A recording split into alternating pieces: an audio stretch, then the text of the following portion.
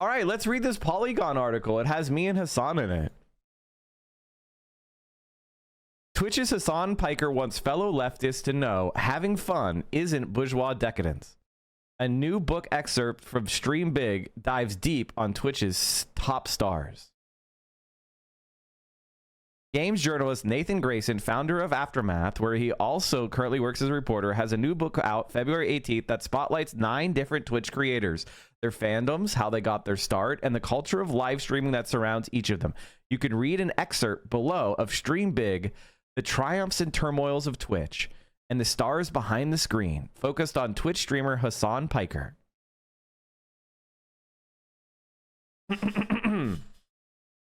Despite a career focused on United States politics, Piker spent most of his childhood in Turkey.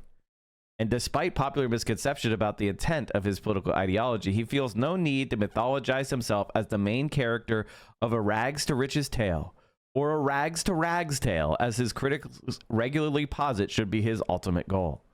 Instead, he says during a December 2022 interview from his home, he grew up relatively affluent in Turkey after being born in the United States. A switch from private to public school in 4th grade opened his eyes to the cruel realities undergirding modern society. I saw the gardener's kid going to the same school as myself, right? And I was like, holy shit, these dudes are not living the same way that I am. I was taking this for granted, Piker says. And that is where I started realizing that there was something weird about the way we existed on this planet.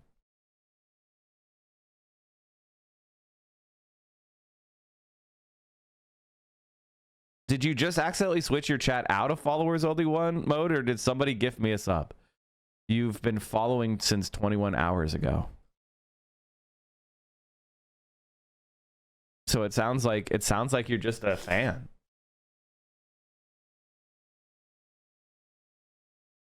By the way, 21 hours ago. Was that like an end of stream thing? Nice. Welcome in.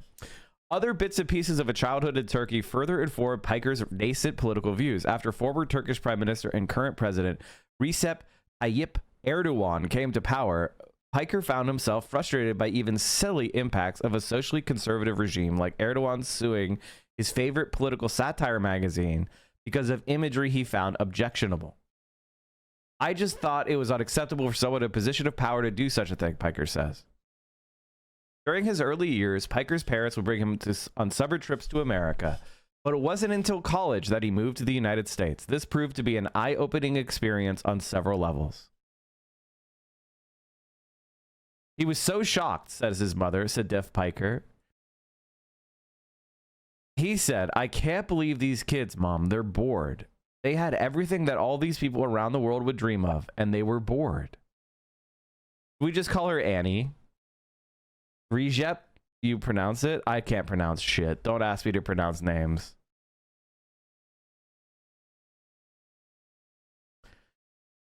One of the things that is like really kind of funny about Hasan is really nice and generous and friendly and always gives people the maximum benefit of the doubt. And his reward for that is to be treated completely the opposite.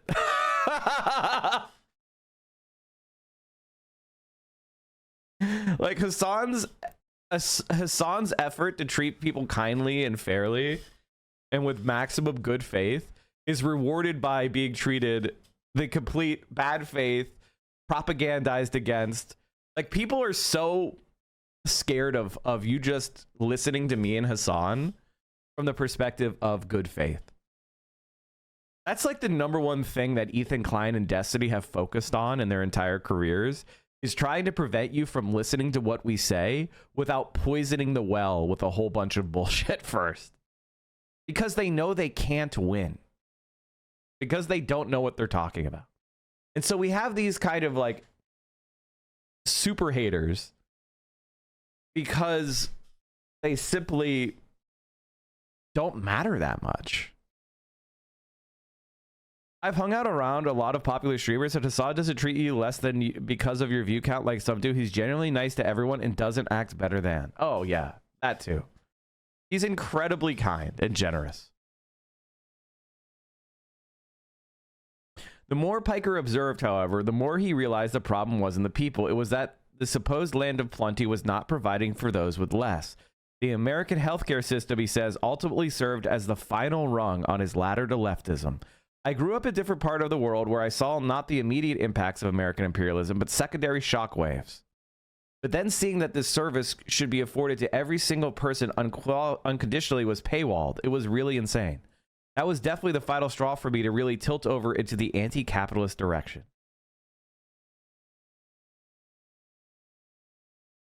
My SIL, sister-in-law, tried so hard to put so much negativity on Hasan, and I was like, give me reasons. She said he did practice what he preached in charity, and I said, girl, he raised millions. She shut the fuck up. People just talk. You have to understand, somebody like Hasan represents a serious threat to almost all of the lies that are spread about socialists. That's why people hate him, because he rejects everything they're saying. He's not saying you need to get rid of your toothbrush. He's not saying you're not allowed to have fun. He's not saying you can't be attractive or strong or friendly or funny. He is every like stupid conservative trope he annihilates. And that's why they're so focused on attacking him. Because he's not easy to put into boxes. I've talked about this before, but one of the main strategies that people use to discredit someone they can't debate is that they try to put them in a box. You know, SJW or cringe or whatever the fuck. They try to put people into these boxes so they get dehumanized and they aren't treated as worthy. That is kind of like the main goal of somebody like an Ethan Klein, right? He annihilates the tropes about Muslims and socialists at once. It's awesome. Love Hasan. Exactly. I feel like he could learn a thing from you and explaining things in a digestible way. I mean, I think he does. He does explain things in a digestible way. I just have a different... The thing is, like, I know what my strengths and weaknesses are. And one of the problems that I have is I am not approachable. You know, I am not somebody who has that magnetism that Hasan has. And so for people to like me, they have to be listening to what I'm saying. So you have to get over that hump. My Riz is a little bit, it's more insidious. Hasan has magnetism. I have the fungal method, right? I grow on you, right? I you know, weave my web, you know, whereas Hasan, you just get drawn. You know, he's got the pitcher plant method. I'm the fungal method, right? It's different strategies. Grower Riz, exactly. He's a shower. I'm a grower.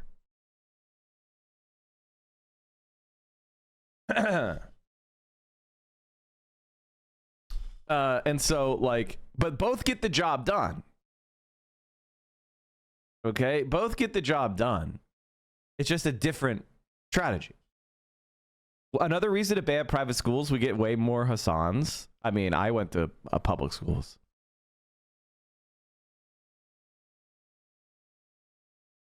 When I first found you, it was hard to digest your content. It felt doomer, but I slowly realized that was just your passion and how much you want to change things for us. I believe in not sugarcoating things. That's you know, the difference between me and a lot of other people is I believe that the best thing to do is to build people up and harden them. Temper them.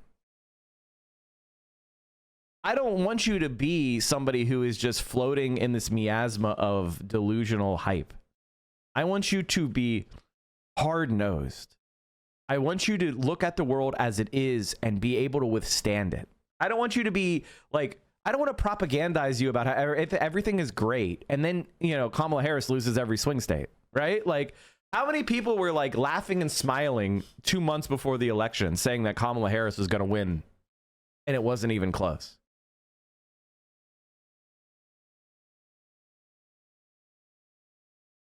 I mean, even Hasan was kind of stiff in that bullshit.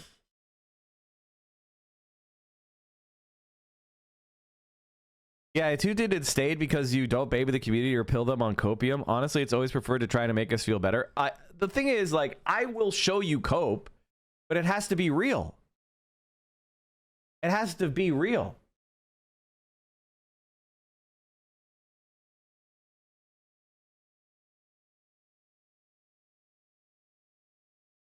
You know, weave my web.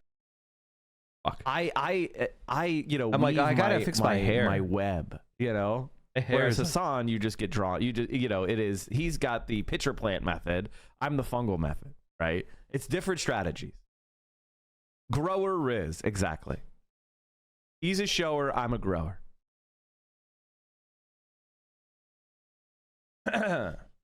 Correct.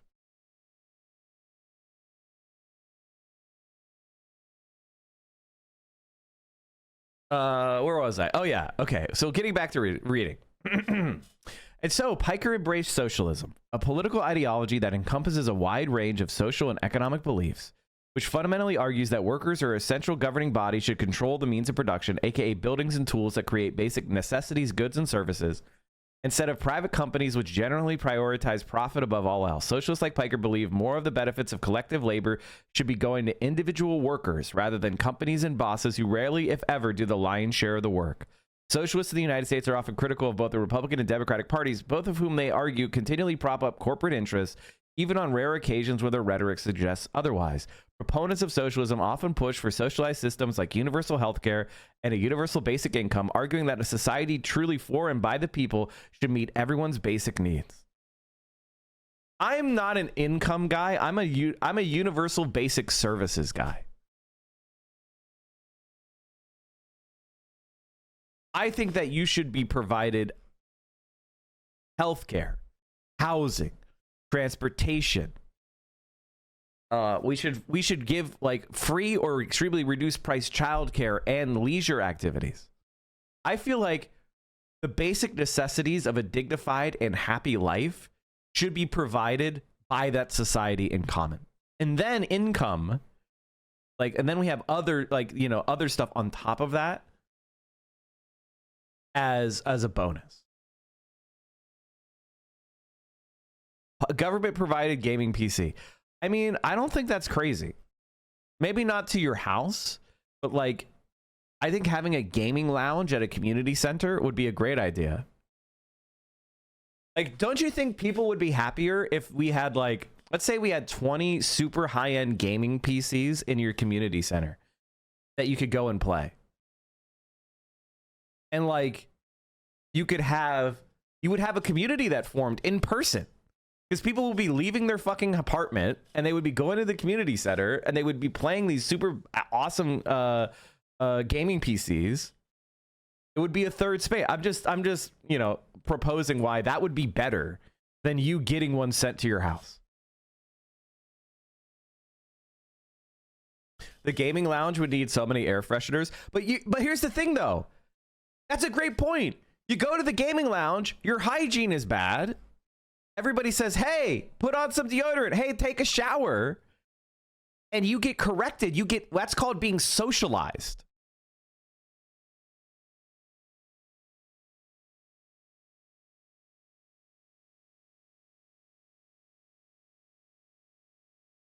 Like, you're not Asmongold if everyone is like, hey man, you need to take a shower or you're going to get kicked out. Bingo, bango, boom. That's why that's a good idea. That's why that's superior. Like, even unironically, the idea of, yeah, we should have things like, you know, community centers with high-end gaming PCs. Why the fuck should only rich kids get to play games? That's crazy.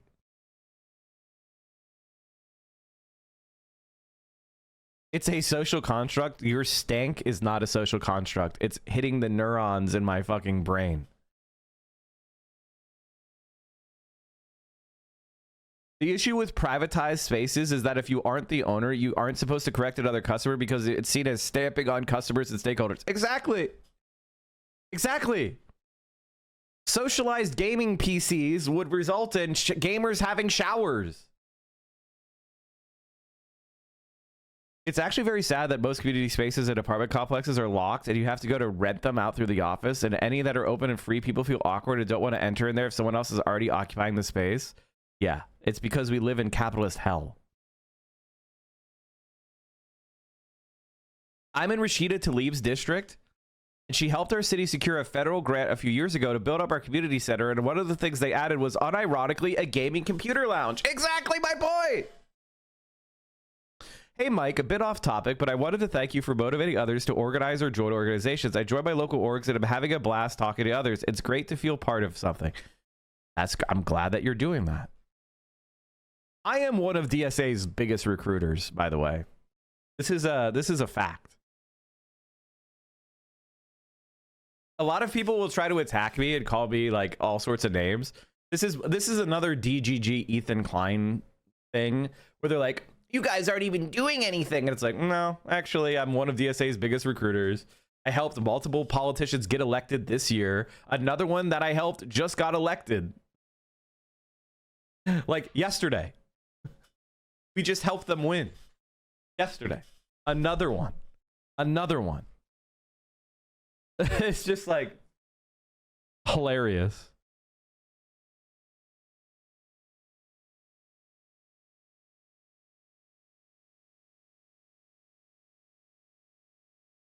Chat, honestly, check out your local libraries. I'm a librarian. We provide services like D&D nights, gaming consoles. If you use our services, we could budget more shit. Oh, man, that's such a good point. One of the biggest problems we have is people are not aware of what services and things are available in their community.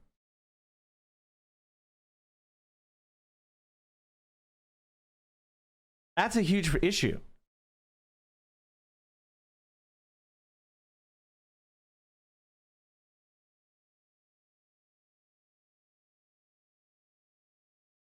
Unlike capitalist sex pests, our help isn't seen as such a liability that we get denounced. Instead, we get thank you letters from winning candidates. Yeah, that's true.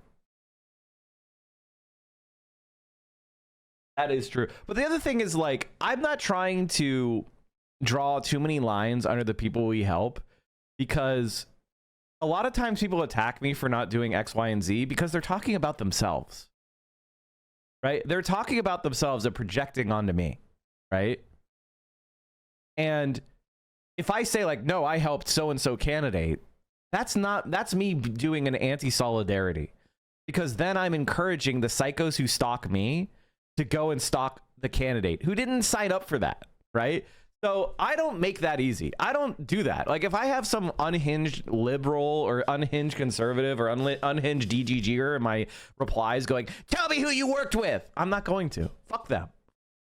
What? People like, oh no, the bad faith DGGer is suddenly going to change his position because I elected people to a state office? Like, no. They'll just start harassing that person. They'll just start undermining the work I do. Like, fuck them. I don't do it for that. I don't do it for cred. It's like, oh my God, Mike, you got somebody elected to the state representative in Wisconsin. I now believe that you really are not a grifter. Like, no, that's not how it works.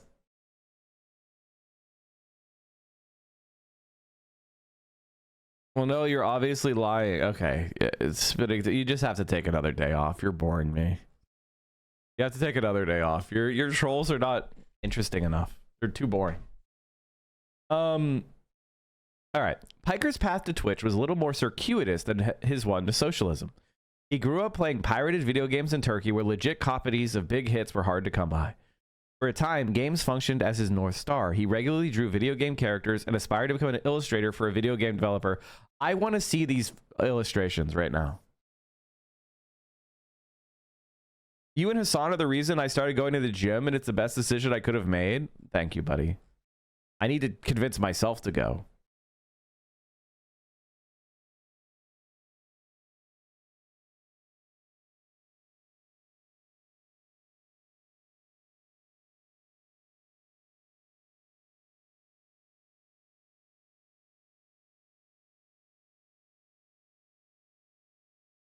I recently moved to a new city and I looked for any local gaming clubs at the library where most were for younger kids, which I think is great, but I do wish was more options for gaming with adults. There definitely is. I don't know. I mean, I don't have the easy answer for you, but there certainly are like meetup groups and places to figure this stuff out. Here's his deviant art profile. Hellboy Hasan.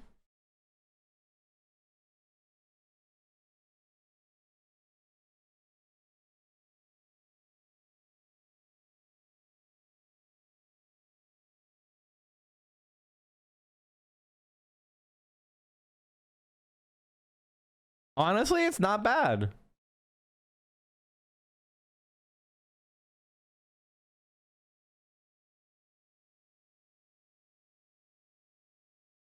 He put a Turkish flag on this one. He has a Turkish flag on this operator.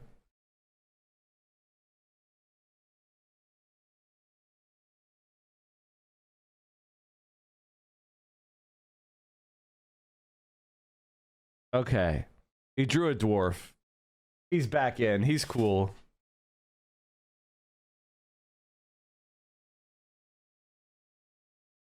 Putin just said that he wants to negotiate with Zelensky. Even with USA does not want Zelensky at the table. Russia does want him. What happened to USA? They hate Ukraine now. What happened to Ukraine is the same thing that's happening to anybody who trusts the United States ever. And if you're European, listen up. You cannot trust us. I wish this wasn't the case, but you cannot trust the United States of America. We have gone insane. The sooner that you stand up to us, the better.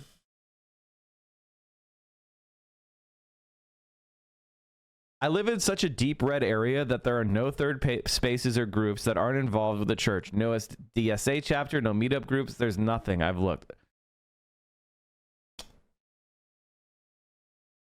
Bummer. But you do have here. I wouldn't give up. You know, I would consider starting one. Honestly. I hate to be the person to say that to you, but like maybe you should try. And if you fail, who cares? I remember when I first found you, you're working with 2 other streamers at the time, and since then until now I've been able to develop my own political identity so much more that I'm currently working my way to run for office in my town that is very conservative. Good luck. However, volunteering and talking to others, they are starting to see why we need more social safety nets. Even I may have a chance to give the current mayor a run for his money. Well, you're certainly going to learn some things.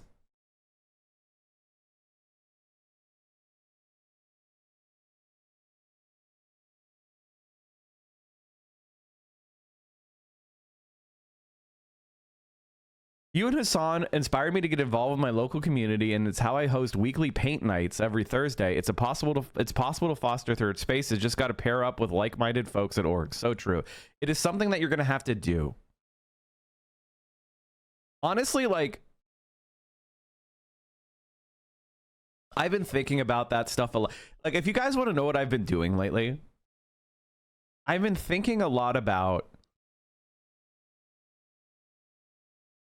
how to react to the time that we're in.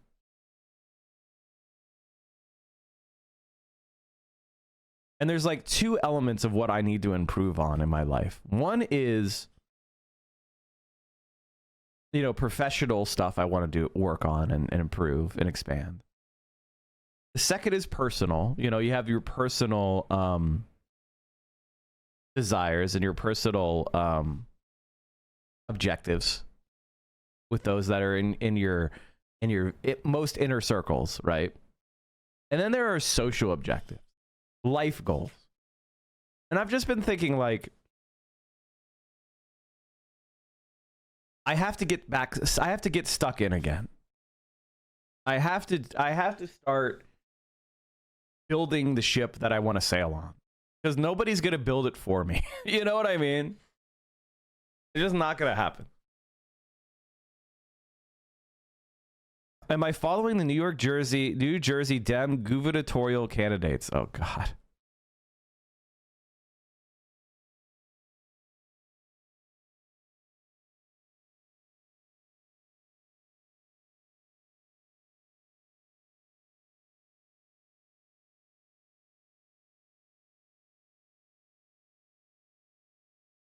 After college, Piker ended up getting a job with the Young Turks, a progressive-leaning online news program founded by his uncle Cenk Uygur.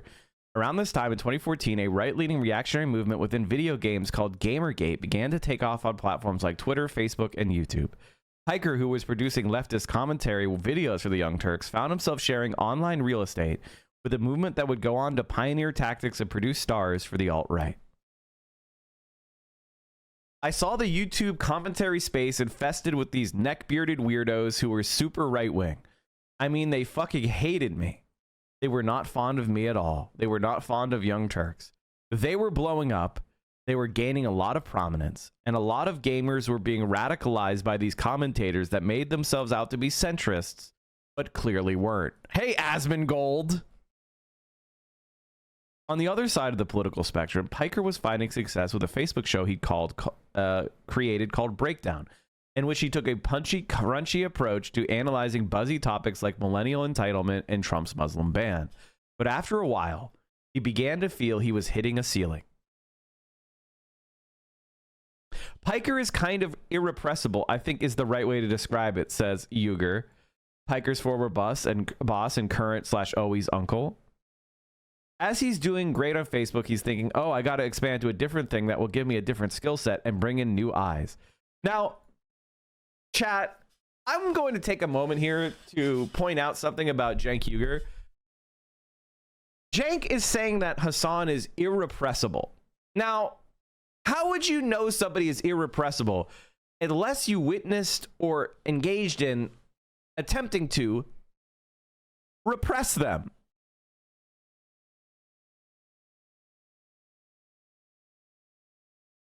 Like, he's not saying Hasan took whatever opportunities I gave him and massively overperformed. No, his thing is, you can't hold him down. You can't keep him down. And it's like, why is my former boss saying you can't keep me down? Like, what? Wait, what? Jealousy, jealousy, jealousy. Just saying, just pointing it out. It's very interesting the way that he's talking about Hasan. You can't keep him down. Is that a stretch? Yes. That is a gigantic stretch. But I do think that the way people frame others is kind of a window into the soul. You know what I mean? Where it's like, it's not like he doesn't say like, anytime I threw a pitch to Hasan, he crushed it out of the park. You know, it's like, you can't keep him down.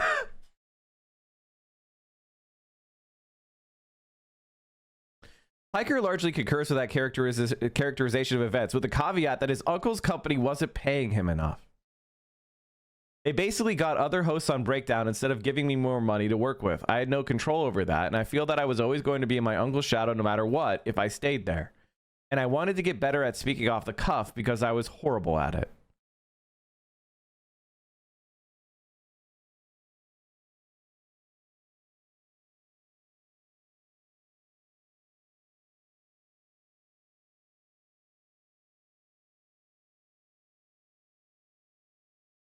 Hasan is wearing a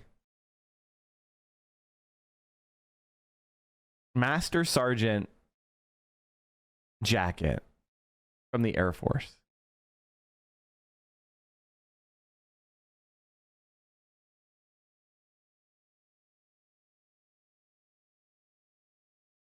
That's incredible. Anyway, let's keep going. Piker wanted to build a living, breathing community, one united around his principles. He felt that in order to accomplish his goal, he'd need to meet people where they're at, not where po-faced political scholars wanted them to be. I wanted to show people authentically that you could be a leftist and have fun, said Piker.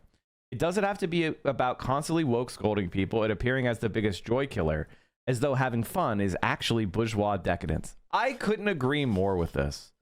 I could not agree more with this. Leftists fail because of two reasons. One, not enough happy warriors. Not enough people that are just seem like they're winning and enjoying life. Too many people that are policing others or down in the dumps depressed. Those people are just the worst. I'm sorry. Like, we need more happy warriors, number one.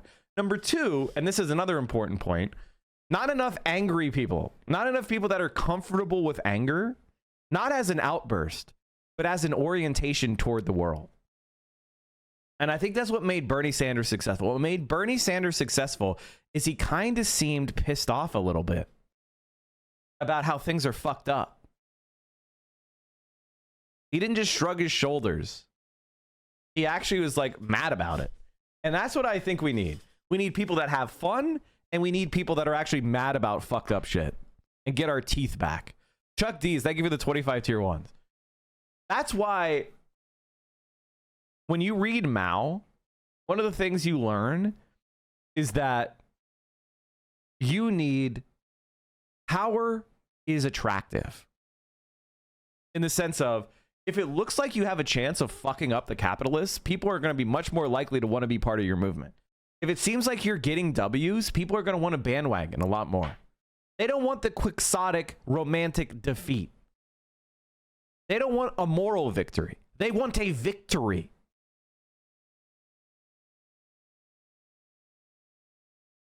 Others who have followed in Piker's wake, like smaller leftist Switch streamer named Michael, Mike from PA Buyer, see this as a core element of his appeal. Motherfucker, I told you, Central Committee. Piker is in his person a refutation of a lot of the stereotypes of the left, right? He's a large, strong, attractive, funny guy who you want to be friends with, but he also has the values of the left. Says Buyer, who has previously collaborated with Piker. Motherfucker is constantly stealing my takes. Previously collaborated? You mean the guy he steals his takes from? He could just refute in himself a lot of the stereotypes about soy boy, blue-haired cringe. You know, the idea that if you vote for liberals, they won't let you laugh at jokes. He just refutes all of that instantly. This is one of the things I really do value about Hasan. Is it's just like the person who fucked up the Tate brothers more than anyone else was Hasan. The Tate Hasan debate was the peak of Tate, literally. Like, he was the person who took the wind out of his sails.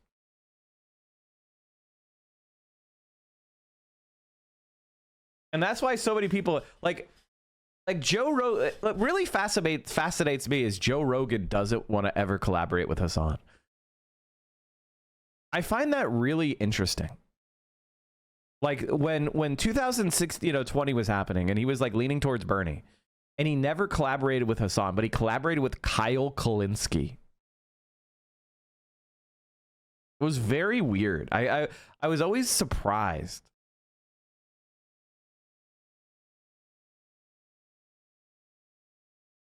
That was really frustrating.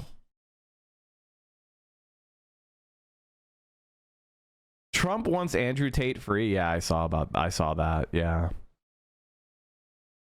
The one thing about Donald Trump that I would say is, look what somebody exercising power looks like.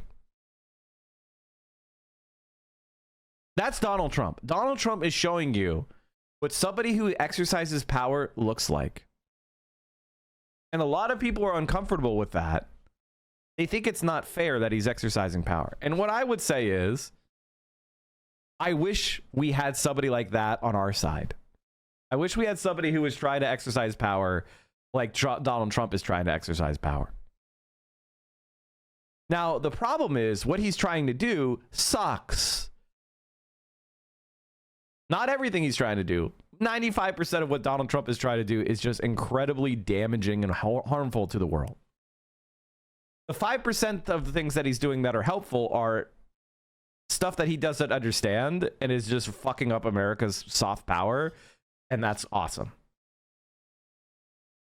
What do you think about the executive order where he and his AG can interpret laws? I think that it's very funny because the Supreme Court under conservatives just spent the past 10 years undermining the Chevron doctrine, which is the idea that courts should listen to what a reasonable interpretation of the law provided by executive agencies is when interpreting the law. And now Donald Trump is basically saying, no. The president interprets laws, which is literally that's what the judiciary is for. So he's going against one of the core decisions that were made under the Biden administration by the conservative Supreme Court. And by the way, this contradiction, the contradiction between his executive order and the Chevron doctrine that was overturned, or the contradiction between overturning the Chevron doctrine and what he just said, is insane. Trump calls Zelensky a dictator. Oh, yeah. Trump calls Zelensky a dictator as tensions rise between the leaders over the Russia-Ukraine war.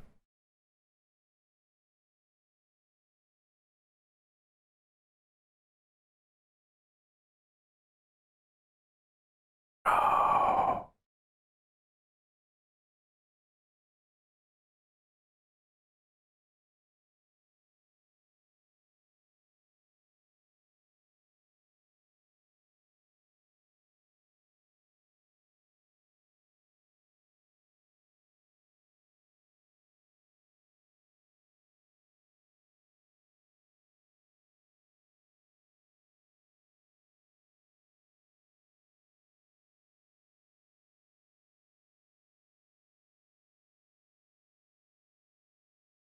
All right, we'll talk about that when we're done with the article.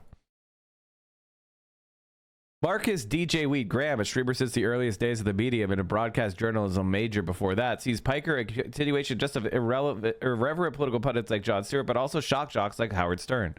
Piker is unafraid to communicate complex points using vulgar language. If a viewer comes at him with an idea he finds odious or unsavory, he's just as likely to make a joke about sleeping with their mom as he is to boot them from chat. Shock jock humor is always going to be entertaining style of content. I don't think that it transforms and shifts a little bit. I think that it transforms and shifts a little bit over time. Where you look at the shock jocks of even 20 years ago, whether it's on radio or whatever, and there's a lot of misogyny, homophobia, there's a lot of shock for the wrong reasons. I think the shock jocks of today are more creative and clever. It's not just about being a bunch of degenerates. I mean, this is literally just the DGG style, right? This is Destiny style. It's just being a degenerate. You've got Piker, who's kind of a shock jock, definitely in the political world, knows how to talk about things in a different way, the way he presents his positions, and so on.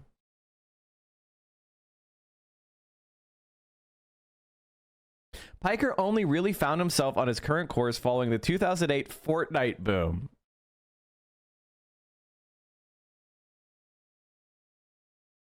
Alongside millions of other people, he watched the then Twitch kingpin Tyler Ninja Blevins play the sensationally popular Battle Royale game with rap superstar Drake, and everything clicked into place. He needed to be on Twitch. He was already playing Fortnite for hours each day.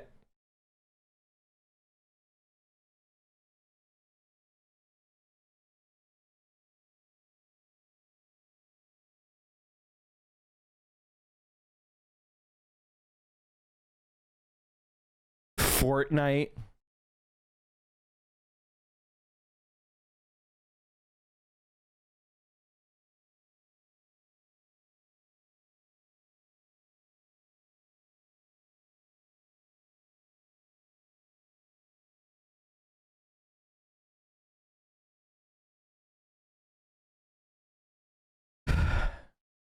And he was doing so with journalists and podcasters like the host of the leftist show Chapo Trap House, who similarly endeavored to change people's preconceived notions of leftism by embracing an edgier vibe.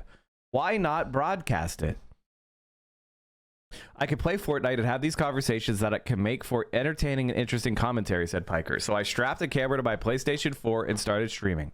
I got 17 people my first stream, 35 people after that, and that's how I started in the space.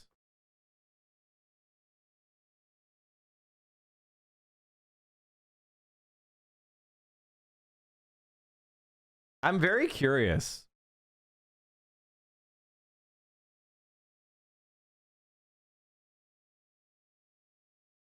What was his first streams? There it is, March 23rd, 2018.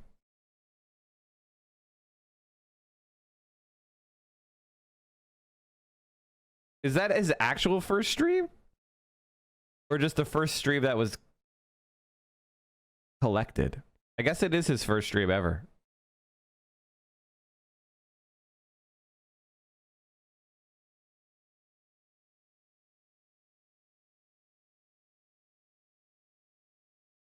These were short streams, chat.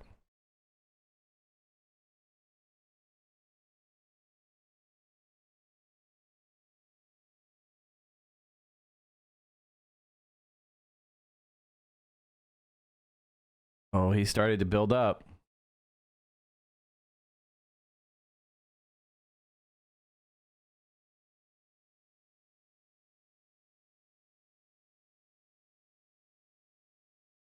Hard to grow.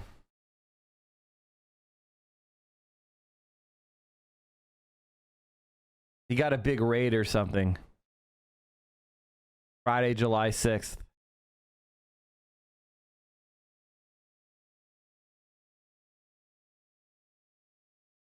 Wonder who was that? I wonder who the raider was.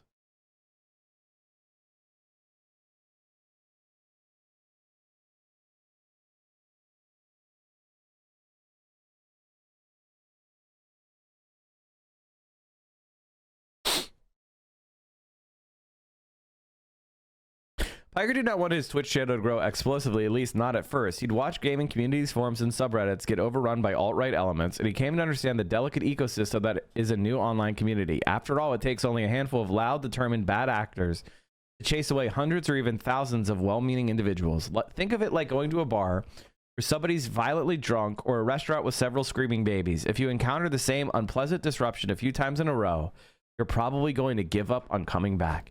And this is the thing about Ethan Klein.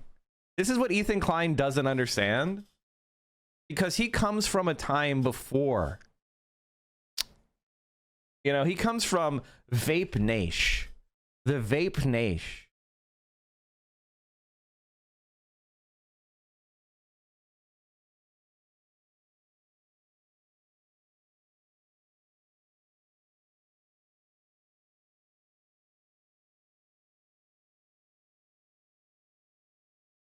And what Ethan Klein has done is he's basically put a sign out front saying, "Screaming babies welcome." Ethan Klein has a sign out front saying, "Screaming babies welcome."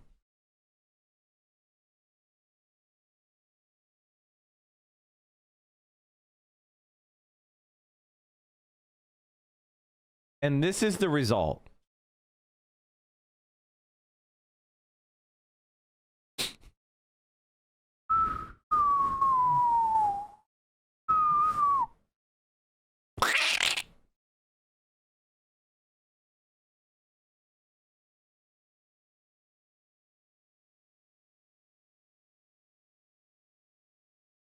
Man, it's crazy to be actively streaming and losing 660 subscribers every day. That's fucking crazy. H3 Podcast should reach 2.74 million subs around tomorrow. Oh, thank you. He's dropping another 10K around tomorrow.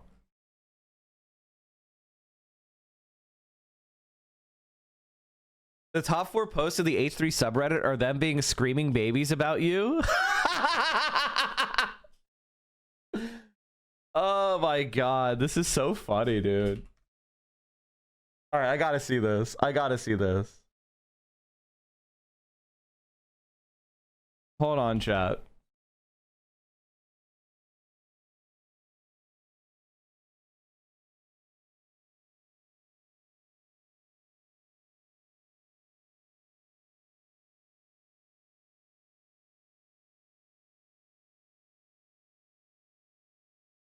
Oh my god.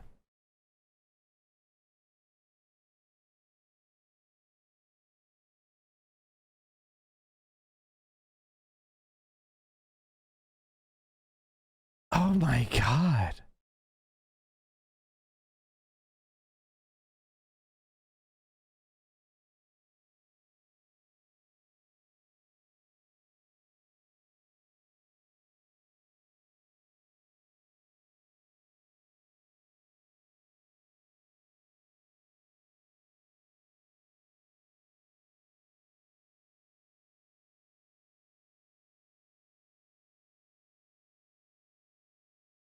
Oh.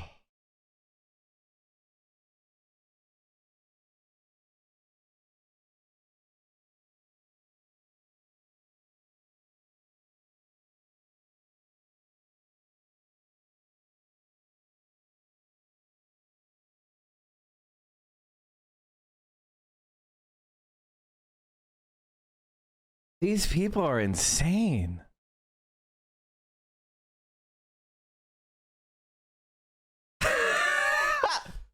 I said, he's absolutely having a breakdown. If we keep pushing, the problem will solve itself.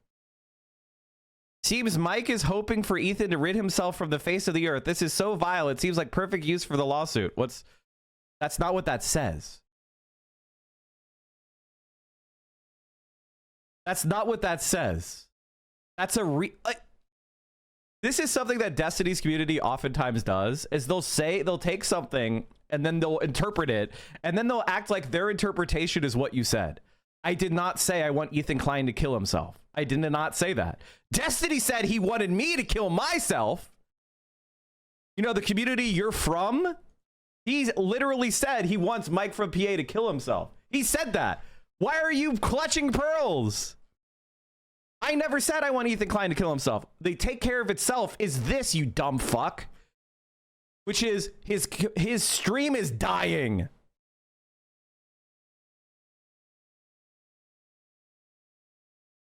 Like, it's absolutely crazy.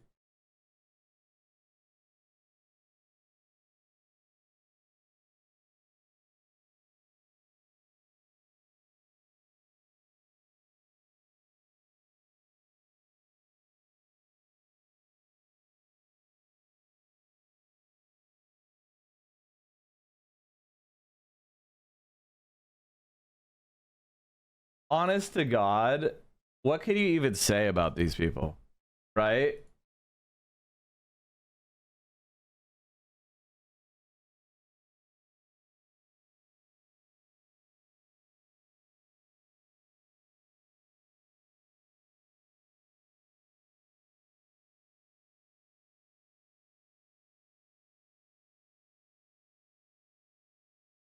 It's an incredible.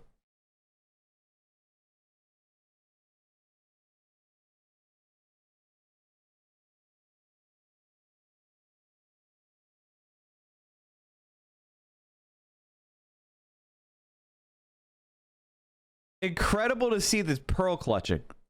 It's incredible to see the pearl clutching. I didn't say that. Why did Hasan read the puff piece live? These people are cowards and never stand behind anything. Oh wait, so I thought it was bad to call for people to commit suicide. Now it's bad to clarify that I wasn't? Inventing an interpretation and then trying to act like your interpretation is definitive is some cry-bully bullshit. Is this reply being brigaded from Reddit? It's the only way you would see replies like this. I was right. I was right. I was literally right.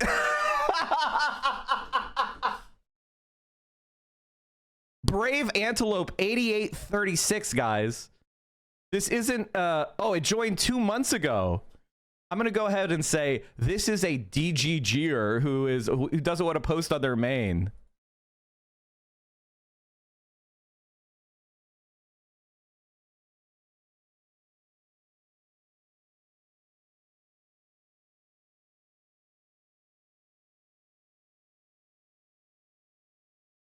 I encourage anyone who has Twitter, bring this to Tyler Oakley's attention. Make him acknowledge what he is co-signing. Mike from PA is too far gone. Tyler might see this and say, oh shit, this is just brigading. This is just literally brigading. Even Hasan fans should want Mike on. He is a cancer to your movement. And the more people like Mike from PA discredited, the better. I thought Tyler Oakley was brand Interchain 9710 wants you to know that Tyler Oakley wants to be brand friendly. Like, look at these fucking babies. Disappointed in Mike from PA again. Come on, Mike. If you're going to say something, say it with your chest. Hey, guys, you know you know what's incredible? Is that these fucking losers are Destiny fans. That's one of the most incredible things. Tyler Oakley is an OG gay YouTuber. Yeah. Everyone hates Ethan Klein, and we're going to keep doing it. Ethan, we're going to keep it up. We're going to keep showing people all your favorite clips. We're going to show you sexualizing a 17-year-old terrorist victim. We're going to show your N-word compilations. We're never going to stop. Everyone is going to know you're a supporter of the genocide in Gaza. We're never, ever going to stop. Ever. Oh, yeah, this is wow, this is crazy. Comprehensive list of all of Ethan Klein's most controversial, outrageous, and vile moments. Wow, everybody should definitely take a look at this. Holy shit.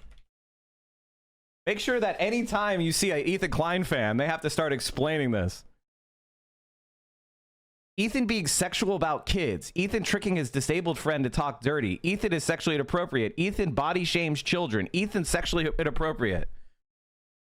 Ethan disgustingly describes Boston bombing survivor as having fat, juicy, juvenile vaginas. She is a minor, among other vile comments like her scars could have been caused by a night of heavy fucking. And a bonus N-word. Ethan discriminates against those with chronic illnesses.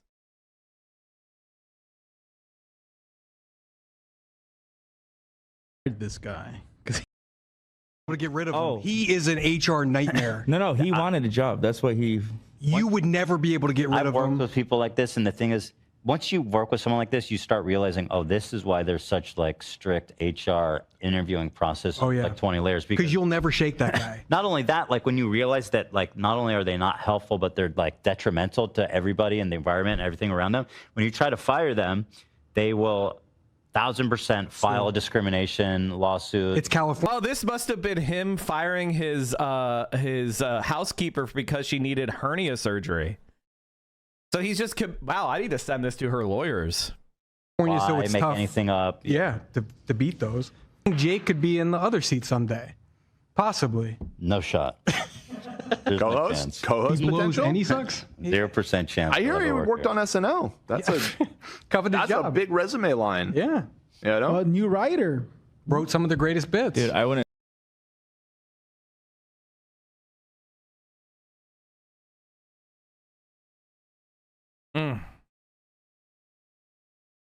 Ethan being respectfully transphobic as he talks over the top of a woman and won't let her speak. Ethan loves saying the N-word a lot. Ethan uses fake content and presents them as facts. Makes fun of women who have been violated. He loves comparing those he disagrees with as terrorists. Ethan makes fun of taking illness seriously. Ethan is lying, jealous baby. Wow. He doesn't care about real anti-Semitism. Ethan thinks women are naturally to be raped and dominated. Oh my God, it never ends. It never ends.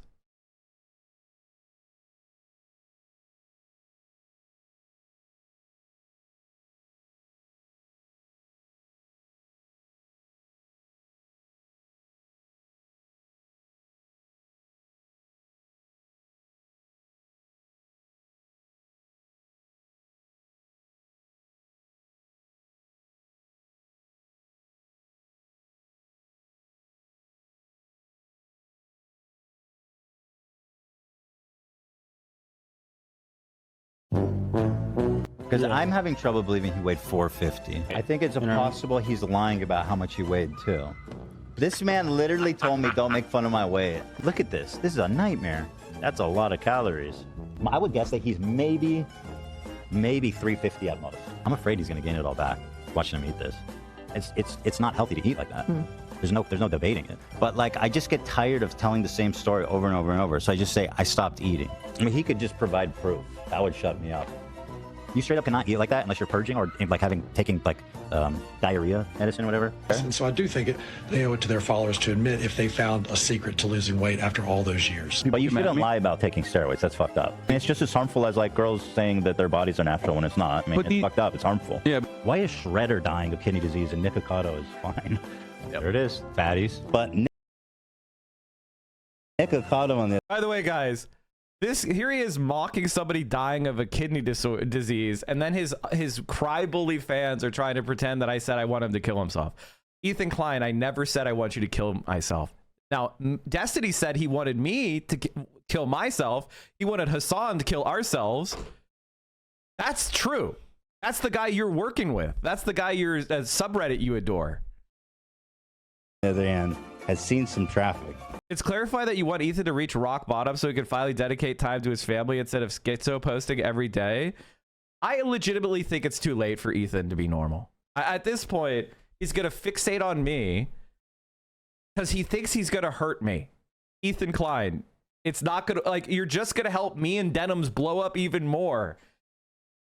That's what Ethan Klein doesn't understand, is that he's going to create permanent careers for me and Denims. I mean, we were already there. You know, when you're making like well over 6 figures making content, you're already, you know what I mean? It's already a career.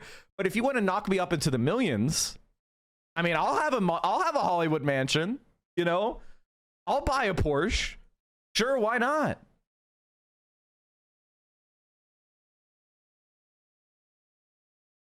He was talking about his dog Shredder. Yeah, no, he was mocking somebody else for dying. Nick Ocado, on the other hand, has seen some traffic. But it's not because he's Fucked up, it's harmful. Yeah. Why is Shredder dying of kidney disease and Nick Ocado is fine? Yep. There it is. Like, he's saying, why is Shredder dying of kidney disease? Didn't he say that he killed his dog by feeding it cheese? Too much cheese? Like, wasn't that his fault? Like, did he say it was his fault? And then so he wants somebody else to die, basically. He's saying he wants them to have kidney disease. Like, what? He's saying, why is my dog dying? Oh, I killed my dog, but I wish you were being killed by me. Like, what are you talking about, man? Fatties. But Nick Ocado, on the other hand, has seen some traffic. But it's not because he's fat. Yeah, why did I say that? I don't know why I went there with him. As a former fatty. All the comments are like, you guys don't look bad. So I texted you. I'm like, oh, you know what? Comments are saying we don't look that fat. And you're like, they're lying. They tell you what you want to hear in the comments. I was like, I think they're a little fat phobic. Because I was like, you know what? We don't look that bad. And you're like, they're lying. Nick Ocado. Interestingly, the pit of an avocado looks like his butthole. I never said she was a beached whale. Well, she thinks You're putting words in my mouth, Dan. I said it looks like she just washed up on the beach. Y'all being sensitive, stop. Y'all really getting mad at me? He said his butthole's huge. I think that's never like said more that Ethan Klein should kill himself. directly insulting than me saying it looks like a cow's vagina. At least that's more poetic. If I've apologized, if I've offended this man here, who is just the most respectable, dignified member of society. I'm tall. I'm significantly taller than him. Yeah. You know, I'm fairly tall and he's fairly short. I'm like a really tall guy, I think, in general. So let's say he's 350 minus 160 is 190 pounds. 7 months, 190 pounds divided by 7 months is 27 pounds per month, which is very high. But 27 would be like 4.2. Divided by 4.2 would be 6.4 pounds per week. Tess Holiday is a beached whale. I think it's nasty, but I think it's the same thing you did when you called Tana a Twinkie, and then I came on the podcast and you still were like, yeah, she looked like a Twinkie. Like, it's still mean, no matter what. Can I call a girl Twinkie? I'm not body shaming him, and I never said a single freaking peep about his body, so don't be acting like I body shamed you, bro. He definitely should not let his bird like that, I feel like. By the way, this is the guy who claims that he had to fire his housekeeper, not because they needed hernia surgery where they would have to go out of work and not clean after. By the way, you're a slop YouTuber who works from home. Do your own laundry, you lazy sack of shit. But no, his housekeeper that was taking care of his entire house had to get hernia surgery, and he fired her, and he says, well, it's because she was doing fat shaming. Look at this guy. Incredible. The baby bitch made losers. And by the way, please keep talking about me. Keep talking about me, because I will get permanent growth from this. You won't. You're falling off. You're losing 700 subscribers a day on YouTube.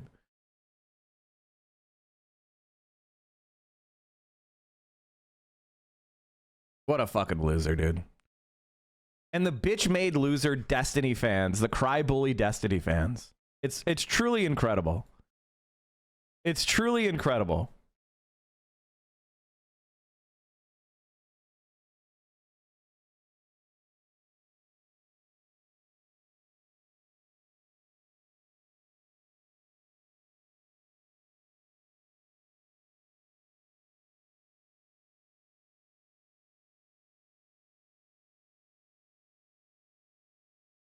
All right, let's keep going.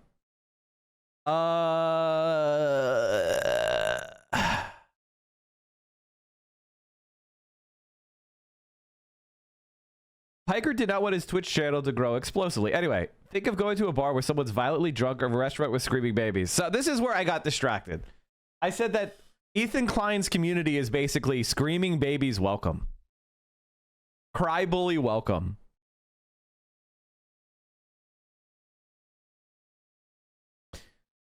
Pin a link for the article. Oh yeah, shit. Good point. Mods?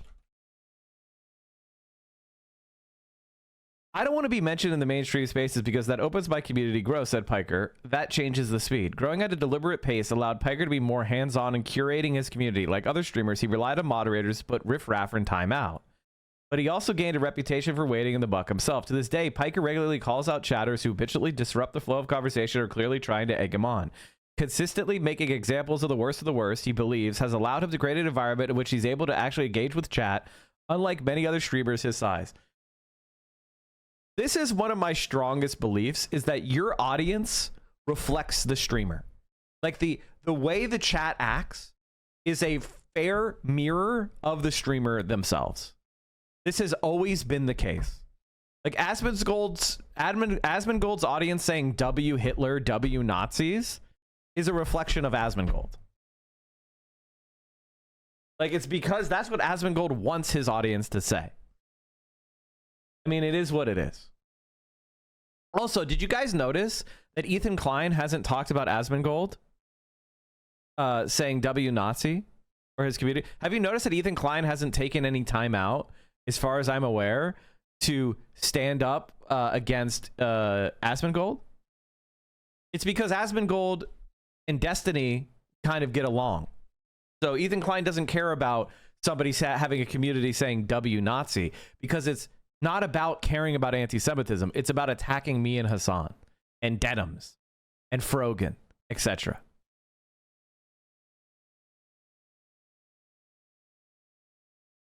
I specify that the reflective part is coming from the people that want to be there, not from the hate watchers like Diddy G. Oh, no, I mean, you're not going to see, like, my haters don't actually know what I say. Like, the people that, quote, hate me don't actually hate me. It is a 2-minute hate. It's right out of 1984. They hate this invented fantasy that has been conjured up as a safe enemy that we can all hate.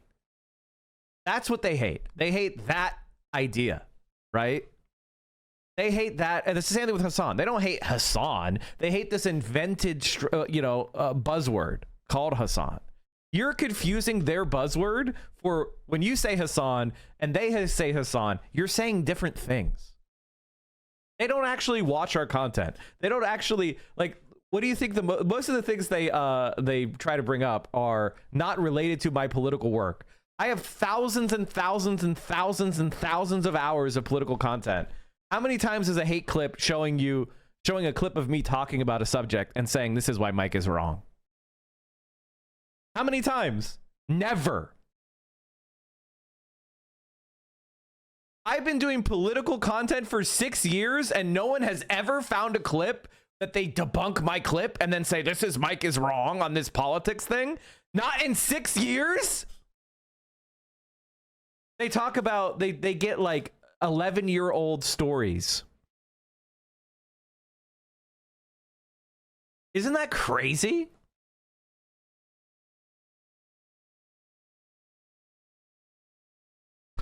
An Italian series about the rise of fascism in Italy is about to be internationally released, and it could make a decent movie night event. It's really good. I'm excited. That looks really, really good. Mussolini, son of the century. Oh man, that seems pretty good. We might have to watch that on movie night. That looks cinema. I like the talking to the camera stuff. Personally, I think that looks good. Looks fun. All right. Anyway, let's read the article. Can we read the fucking article?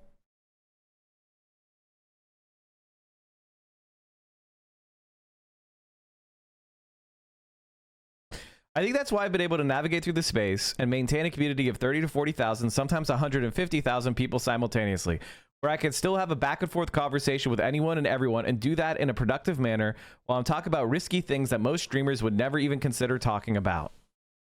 Even for a Twitch streamer, Piker's intense about keeping up his chat, says Salem Saberhagen, a fan who runs a popular Piker meme account on Instagram called Hasanabi Posting.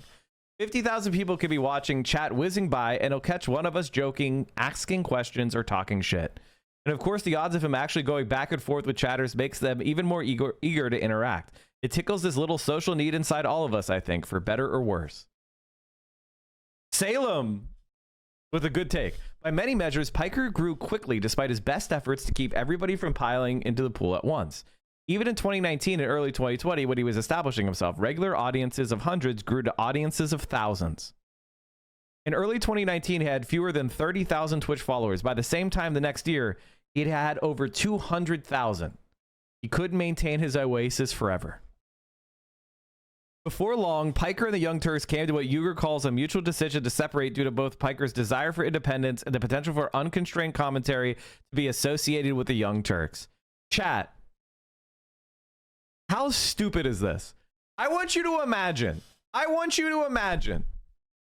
This is what we call the worst businessman of all time. You have someone who's blowing up, who goes from 30,000 to hundreds of thousands of followers in a year as a media personality, and you're like, I don't know, you said America deserved 9/11. That's a little too spicy. You know who was saying that? A whole bunch of CIA analysts who were like, this is called blowback. Cenk Uygur may be the worst media businessman I've ever seen in my entire life. No, let's get rid of Hasan. Let's get rid of Hasan. And we're going to hire more Dave Rubins and Michael Tracy's.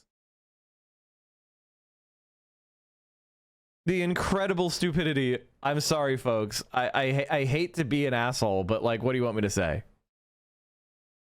What do you want me to say? That's terrible.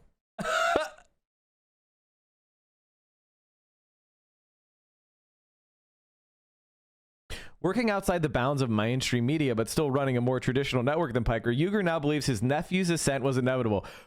You don't say. Wow. How could you possibly see it coming, except for the part where he was constantly going viral and had hundreds of thousands of followers out of nowhere? Imagine being Cenk Uygur. The Young Turks were not as large as the mainstream media, but we don't get the same leeway as Piker because we still have to be cognizant of advertisers generally and other companies, he says. So this is Cenk saying that he censors his commentary for money. When you're a one-man shop on Twitch, you can say not only the things that are true like we do, but you could say it in the irreverent way that audiences, and especially young audiences, connect to. And so a guy like Piker was bound to arise. He's just particularly adept at it, so he's the perfect guy for the perfect time.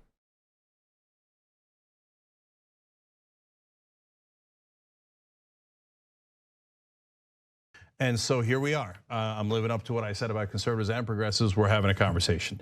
So you said America deserved 9/11. Did you mean that? Yeah.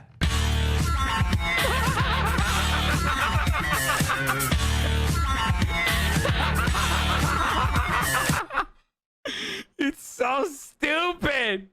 It's such a stupid video, dude. Like, the video is so good that the reaction to the video is also now a meme. It's the way he laughed. This is why we're winning, folks. This is why we're winning. All right, let's keep going. By the time 2020 rolled around, Twitch audiences began to regard Piker not as just a worthwhile follow, but as indispensable viewing. This is because in the year of pandemic and election-born unpredictability, he did not simply report the news. Instead, he cut through the clutter, curated the chaos in a distinctly modern fashion. Instead of reading off a teleprompter or arguing with talking heads, he pulled information from a variety of sources, web browser bristling with links to breaking news on Twitter and YouTube, as well as networks like CNN and Fox News. He used the same tools any of us might have access to, and viewers saw what he saw: his web browser, a chat panel, and the video feed of Piker himself. There was nothing fancy about it, but that was part of the appeal. Piker effectively showed his work, earning more immediate trust than the distant suit-clad anchors on mainstream networks. And this is the thing about TYT. This is the problem with TYT. TYT is just trying to copy MSNBC. Fundamentally, what is wrong with TYT is they don't lean into what makes the internet special. They're just trying to copy MSNBC.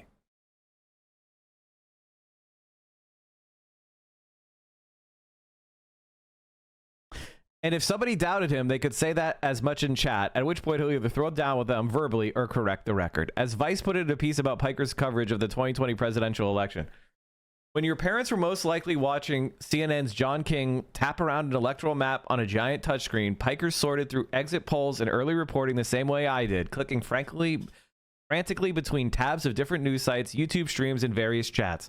Last night, I watched Piker and his guests play for time as he clicked through on the wrong tab in his disorganized browser at least 3 times. I saw myself and the way I engage with politics and the news, and not just Piker's political opinions, but the way he uses the internet itself.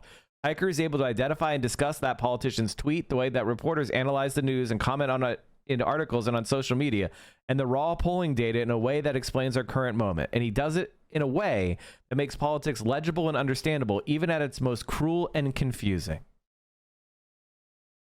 Bayer believes that old media institutions are crumbling away precisely because they failed to take advantage of the sorts of tools with which Piker and himself have access. If there's breaking news, I have 4,000 people watching. Somebody could bring me official stuff right away. I can also take that information that people are getting to me and try to teach my audience how to be less susceptible to fake news, to be skeptical on how to interpret information and look at sources and who's saying things. And so I think the generation gap is the biggest reason that old forms of media are dying, because they don't take advantage of the opportunities and they don't provide the interactivity which I think that younger generations want from their content. Moreover, Piker provide context through a coherent lens.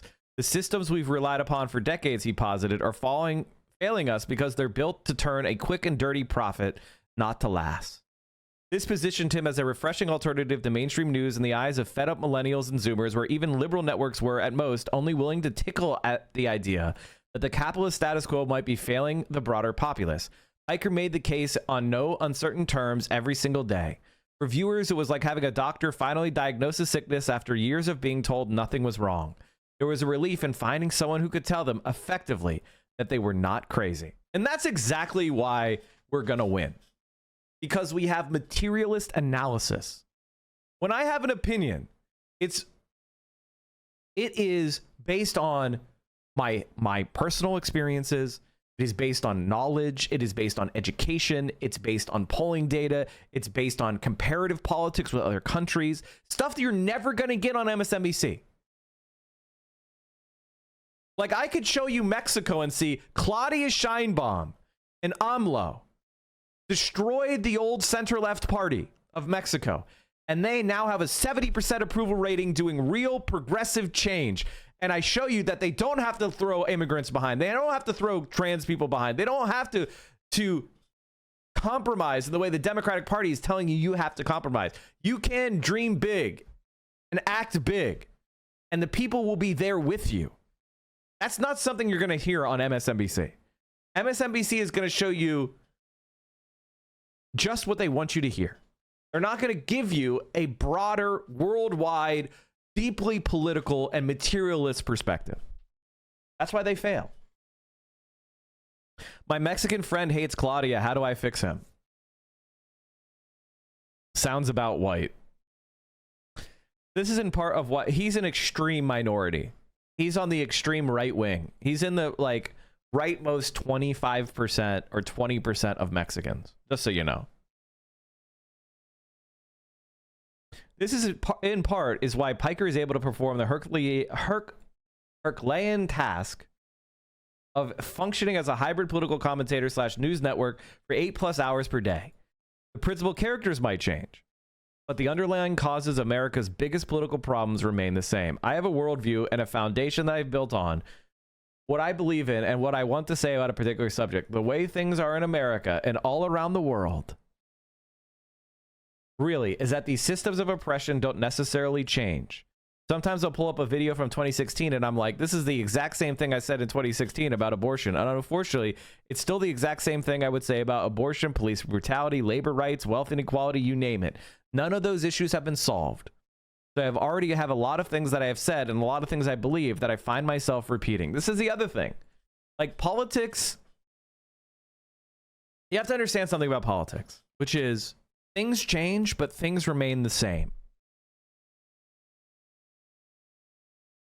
and progressing and delivering change while also observing the things that are not changing is part of the job. This is not to say that Piker is infallible, nor does he regard himself that way. He regularly tells viewers that he's just a normal guy and that if he can grasp a concept, anybody can. The rest is a collective effort. In some cases, he leans on his chat, far more media literate than the average band of Twitch viewers, to pull up and fact check information. Oftentimes, though, he trusted expertise of traditional journalists. There's a lot of legacy media still does that someone like myself will never do. In my opinion, that they should never do op-ed stuff. They should keep doing journalism instead, good journalism, because that is the most important part of their job, whether I agree with them or not, whether I agree with publishers or not. Whatever I yell about the New York Times or the Washington Post regularly, it doesn't change the reality that they're still doing something that is necessary and incredibly important. I agree with Hasan here. Oh God, chat. Let's look at the comments. Dude, this website is turning into Kotaku and I'm not down for it. Gamers hating capitalism will never make sense for me. Video games are very much a product of the free market. We would have never gotten this industry in a command economy. Capitalism is a perfect... First of all, command economy is not the only way to do socialism. Jesus fucking Christ. The idea that greed, scarcity, inequality, and exploitation would go away in a socialist or communist society is completely disconnected from history, philosophy, and social science. Your beef isn't with capitalism, bro. It's with human nature! So this is an ideological liberal. Guys, capitalism, the system that's 200 years old, is actually human nature.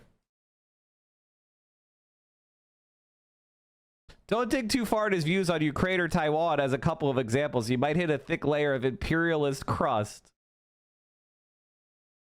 This is my favorite type of Destiny supporter. I do that. I do that. I do that. I do that.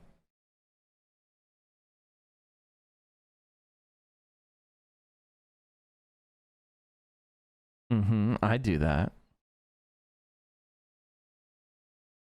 Don't we have an emote for that? What's the emote again? I forgot what the emote is.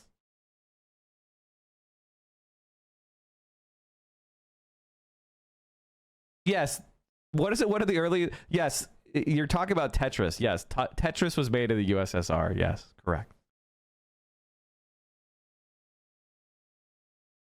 Wow, you guys really think this guy is good? This guy who raised millions for people in Turkey and Gaza, the guy who did a fundraiser for cocaine? Last I checked, he made comments in support of Russia.